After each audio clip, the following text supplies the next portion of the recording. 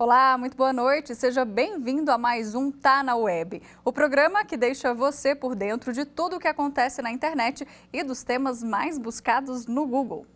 Se você entrou nas redes sociais essa semana, se deparou com uma palavra até então desconhecida por muitos: cringe. O termo em inglês significa vergonhoso, a famosa vergonha alheia, né, ou mico. E já falando, né, mico, eu entrego aqui a minha geração. Na segunda-feira, todo mundo foi buscar pelo termo no Google, viu? Foram mais de 500 mil pesquisas. Acontece que a geração Z, os nascidos aí depois de 95, 96, usaram essa gíria para falar sobre atitudes que nós, eu aqui da geração Y, nascidos aí nos anos 80, praticamos, como tomar café, pagar boleto, usar emoji. Eu faço isso tudo. O assunto rendeu, aí na terça-feira de novo, mais uma pergunta, né? O que é cringe? Ainda estava aí nos trends. Mas muito além, gente, de uma brincadeira da internet, tem muitos aspectos que a gente pode e deve abordar sobre essas gerações e toda essa transformação que a gente está vivendo. Bom, para conversar comigo sobre esse assunto, eu vou chamar aqui o escritor e consultor de carreira Sidney Oliveira, que fala sobre gerações, para explicar para a gente qual é esse fenômeno aí, né, Sidney? Boa noite, seja bem-vindo aqui ao nosso programa. Boa noite, Mariana. Realmente vira fenômeno. Quantas coisas viram fenômeno quando nós estamos diante de uma internet tão rica e tão pujante como está acontecendo hoje, né? Como é que nasceu, então, essa história de cringe, né? Esse termo que é uma gíria usada, então, pela molecada, pela galera jovem, né? Que já não é mais da minha geração e da sua. Queria que você explicasse, então, para a gente como é que tudo isso surgiu. Você sabe que esse é um movimento que a gente, depois que tem barba branca e já tem muita quilometragem, a gente começa a ver um certo padrão. Agora a palavra é Grinch. Você que está na geração Y falou a palavra mico. Se eu colocar a minha geração, que é a X, a gente vai falar a palavra cafona. E se for mais atrás, você vai ouvir pessoas falando a palavra bocumoco. E assim, na verdade, a gente está se referindo a alguma coisa que não é muito adequada, ou é fora de moda, ou mesmo é uma tremenda saia justa. Então, isso é um padrão. Sempre a nova geração cria um padrão, uma palavra, um termo para se referir ao comportamento das gerações anteriores, dizendo que é inadequado. Talvez é uma forma de se posicionar, mostrar, estamos aqui, queremos também interferir no mundo. Então, é só olhar a história social que você vai ver que esse padrão ele é recorrente. E, obviamente, que com a internet ele ganha essa característica meio de mimetização, de ampliação, de volume muito maior do que acontecia em gerações anteriores, né? É verdade. Esse fenômeno ele é conhecido como um termo, né, chamado guerra geracional. Então você estava explicando aqui para a gente justamente isso, que isso acontece de gerações em gerações, não é isso? Uhum. Perfeito. Então, sempre que... Pode falar, perdão. Oi, desculpe. Não, imagina, a gente está com um delayzinho aqui, mas vamos lá, pode complementar.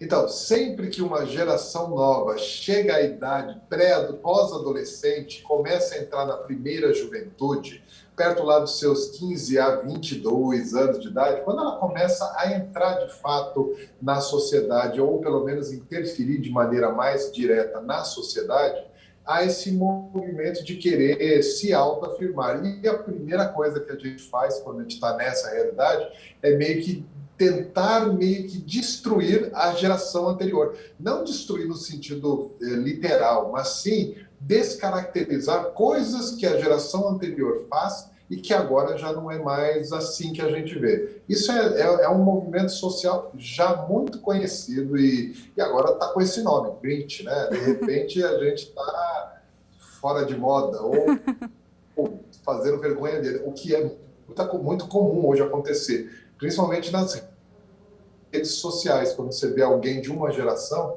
tentando adotar comportamento de uma geração mais jovem. Fica esquisito mesmo, dá esse sentimento de vergonha alheia, né? Para a gente contextualizar também quem está em casa, eu queria falar um pouquinho das gerações que são mais faladas, né?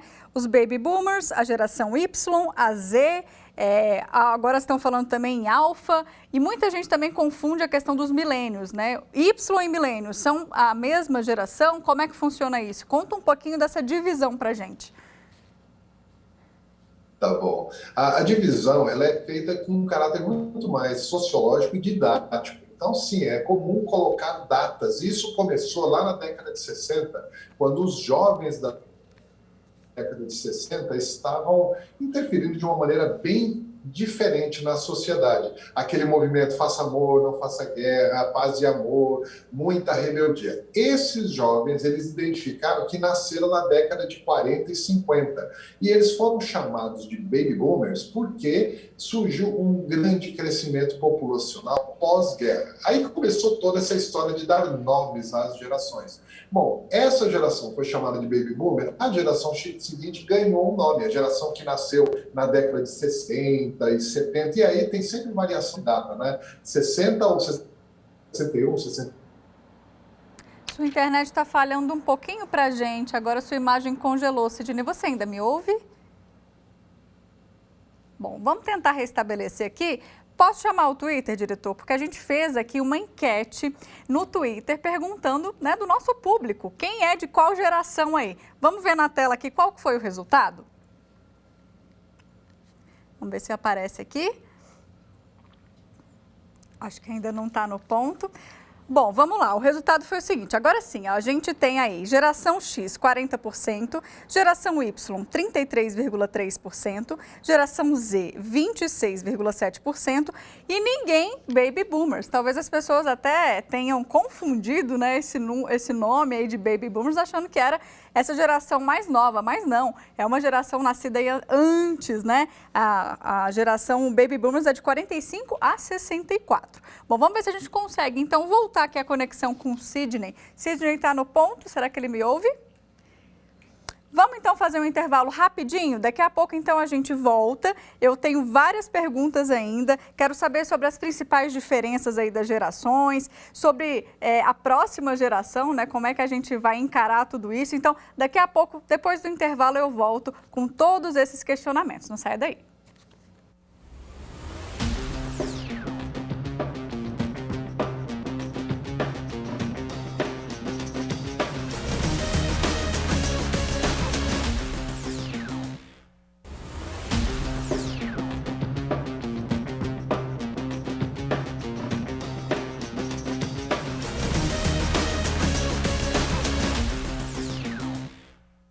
Estamos de volta aí, um minutinho de intervalo só para a gente restabelecer a conexão com o Sidney Oliveira, que é consultor de carreira, estuda aí as gerações. E o Sidney, então, sua conexão caiu exatamente na hora que eu chamei aqui a enquete, Sidney. E aí eu não sei se você conseguiu acompanhar, mas basicamente 40% das pessoas disseram que são da geração X, 33,3% da geração Y, da Z 26,7% e ninguém respondeu que é da Baby Boomers. E aí eu estava aqui pensando que talvez as pessoas nem saibam, né, qual que é a relação do ano aí, de quando que essas pessoas nasceram.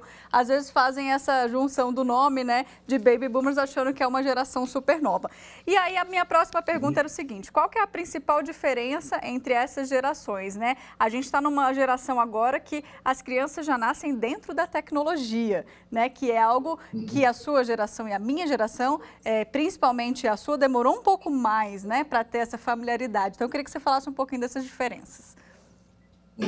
Bom, primeiro vamos dizer, a minha geração, agora fazendo uma guerra entre nós, a minha geração criou essa tecnologia.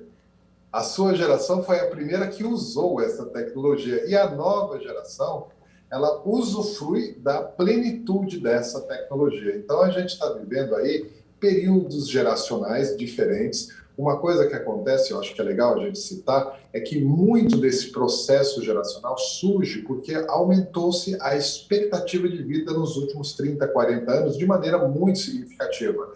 E isso permite mais gerações interagirem entre si. E é evidente que a tecnologia, ela promove essa igualdade em alguns níveis, desde que a pessoa se coloque na condição de aprendiz da tecnologia. E isso que está provocando esse monte de embates, porque, de alguma maneira, quem é mais jovem se sente invadido quando vê, por exemplo, alguém da minha geração usando o TikTok, fazendo dancinha, coisas desse tipo. Porque, e aí fica cringe, né? Aí fica essa ideia de inadequação. Porque a gente gosta de caixinhas, a gente gosta de dizer sou da geração A, sou da geração B.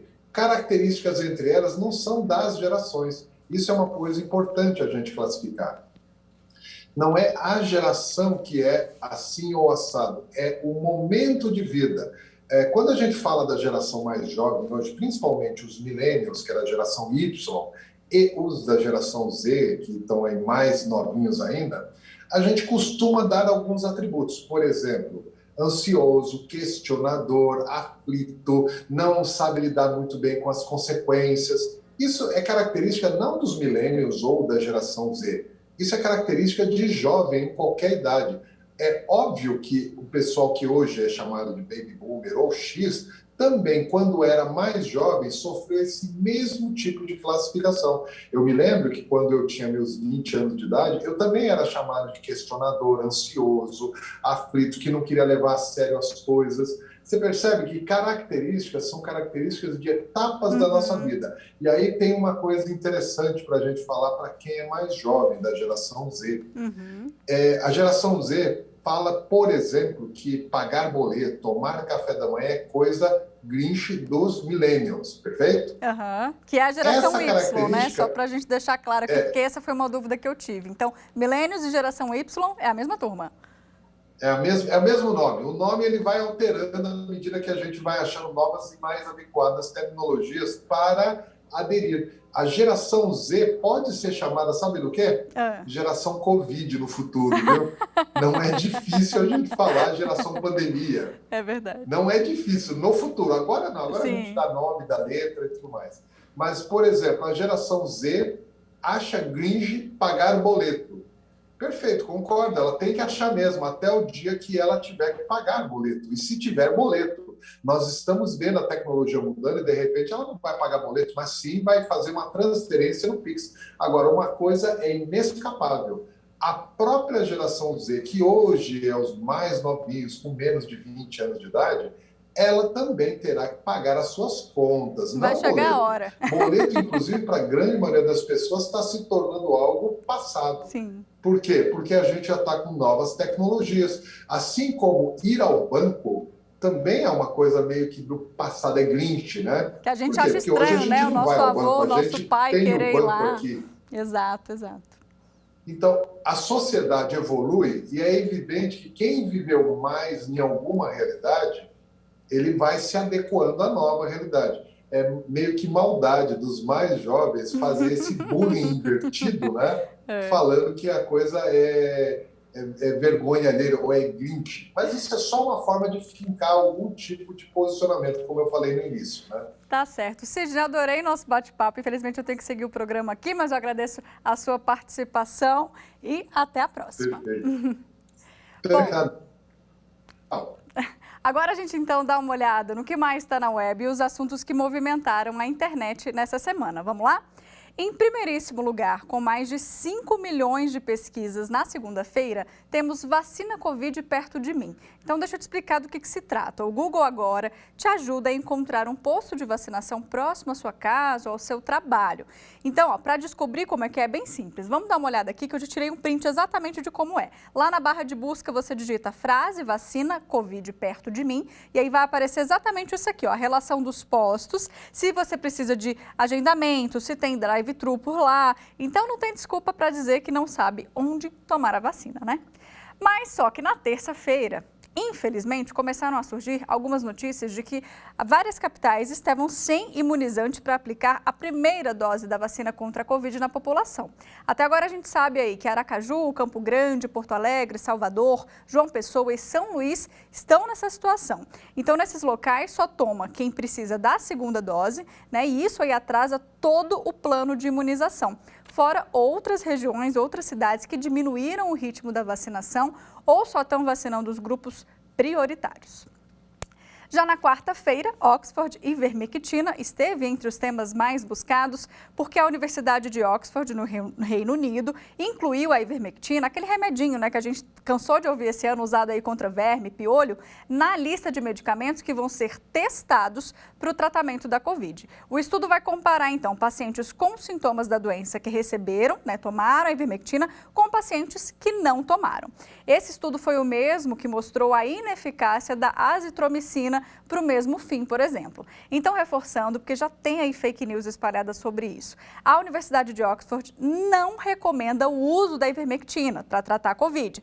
A droga, gente, só vai fazer parte de um estudo para avaliar se tem eficácia, tá?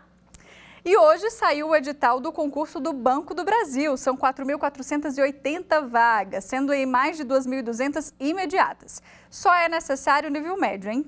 Tem vaga para todos os estados. Os cargos são agente comercial e agente de tecnologia. E é tanta gente querendo concorrer que o site da Sesgran Rio, né, onde é feita a inscrição, quem está organizando, ficou instável. Mas calma aí que dá tempo, dá para se inscrever então até o dia 28. Vamos agora então para um rápido intervalo, mais um minutinho. No próximo bloco a gente fala então de fake news. Eu volto já.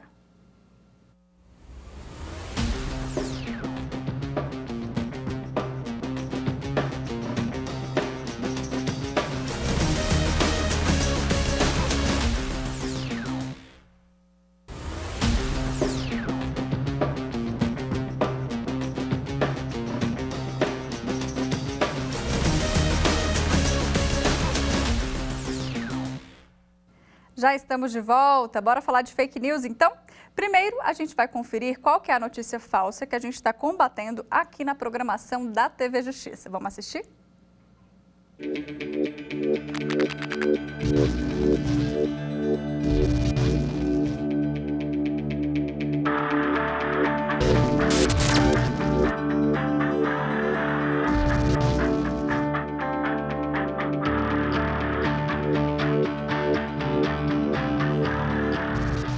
Mucormicose, ou fungo negro, é uma infecção fúngica, especialmente causada em pessoas com baixa imunidade. O uso de esteroides para o tratamento da Covid-19 é uma possibilidade de origem dessas infecções. O uso correto das máscaras, que são as medidas mais importantes para bloqueio da transmissão das infecções virais, como é o caso da Covid, são extremamente importantes e seguem sendo necessárias e não causam absolutamente nenhum mal à saúde, são extremamente recomendáveis. São falsas as notícias de que as máscaras causam qualquer tipo de doença.